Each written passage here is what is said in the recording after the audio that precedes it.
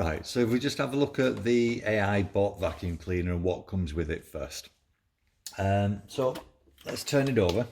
You can see. The charging base to charge. As the robot is picked up, the current work has stopped. Right, so you can obviously hear that it's got a voice. When you get it, all you've got to do is clip on the roller brushes there. You get a spur set as well, and there's also an on-off button just here. It comes in the off position, so just remember to switch that back on. You get the charging base, which is this, and the cable with a 3-pin plug on it. There's 2 ways to charge the vacuum itself. The first one is put the base down, it'll go onto the base and it'll charge automatically. Or, let's have a look at that there. You've got a plug socket, so that just comes off and you can plug it straight into the vacuum cleaner if you don't want to use the base. My recommendation is just stick the base down with some blue tack or something like that so that it doesn't get pushed by the robot. And that, well, that's your collection point. This comes off and you can clean that. And that's basically the vacuum itself. So we'll put it onto the charging point.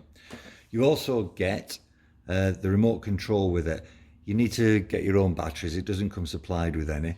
And this is obviously what you use to actually control the vacuuming. Before we see it in action again, I just wanted to show you there's basically three forms of vacuuming that it does. This is the one that I mainly use, which is just your scheduled cleaning. So it goes all over the room and does the job that you want it to do. This one is edge cleaning. I have used it, but this one covers it. So it does track well around the room, goes around all the obstacles, comes back on itself. So it does do what it's supposed to do. And this one is for spot cleaning. So basically, if it's on a rug or an area where you really want it to go over, you just switch it. You'd either pick the machine up and take it over to that area, or when it gets to it, switch over to powerful cleaning. Because what it does is it steps up the suction. So for the spot cleaning, the measure for how powerful these robotic vacuum cleaners are is PA. Now, the one that I've bought this to replace, that stopped working, that was 1400 PA, and it did everything. It did the rugs perfectly, absolutely perfectly.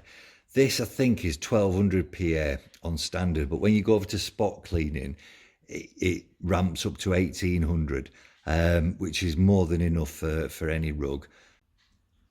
But on normal day-to-day, 1200, that does all the wooden floors and everything.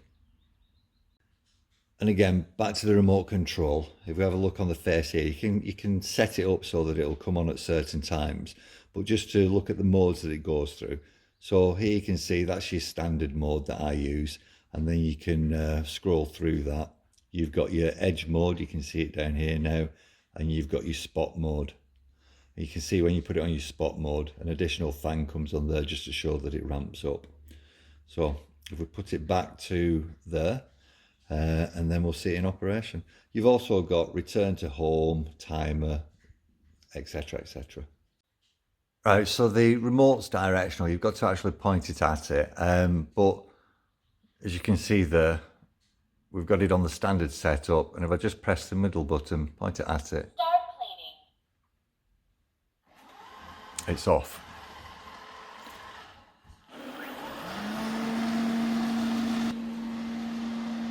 Basically, at this point, you just leave it and it goes off on its own.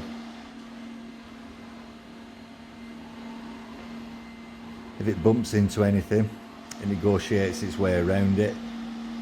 It'll track around anything at the sides. It'll go underneath the parrot's cage, no problem. And as you can see, it mounted the rug then without any issue whatsoever. Now you've got up to 3 hours use on this. When it gets down to about 20% battery life, it goes back to the charging base.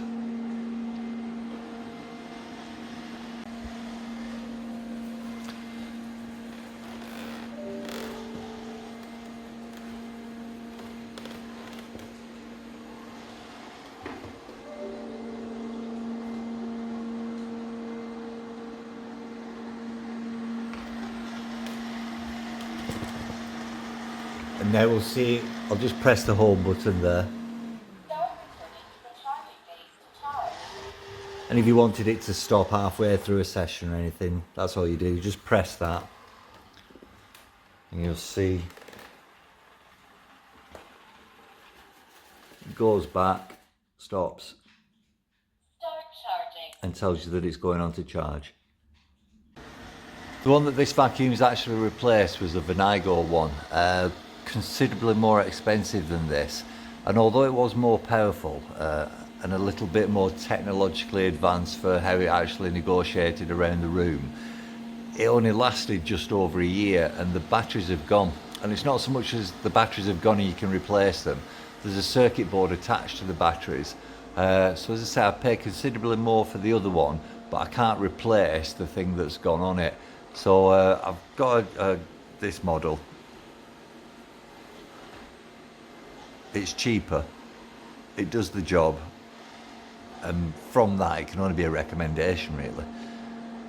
It's never going to give you the deep clean that say a Dyson can, and we've still got the Dyson, and I'll go over the rugs with a Dyson occasionally just to say for that deep clean, but this does a fantastic job on the wooden floor. Picks everything up, all the debris from under the parrot's cage, any dust, any dog hairs, it does everything. Right, so it's been on one cycle, and as you can see, it's nice and packed in there. And if I open it, which is basically put your fingers on there and or in there, and just open it up, you'll see that there's an awful lot of dust and debris. Now, what I tend to do is every time that I've used it, just dust off the filter there, otherwise it just becomes clogged. So nice and easy to do. One last tap, and that's it. Close it up again, and it's ready for reuse. And here's another emptying of it. You can see it's quite compact. It's picked loads up there. That's just on one run. That. What I would suggest is just give the filter a wipe over just so that you're not blocking anything. And that's that done. This is the filter here. Obviously you can pull that out like so, and underneath it you've got the other filter, and if you want to do, just bang that out. That's your HEPA filter, that one. Just bang that out, pop it back in, and then get your filter and just push that back in like that.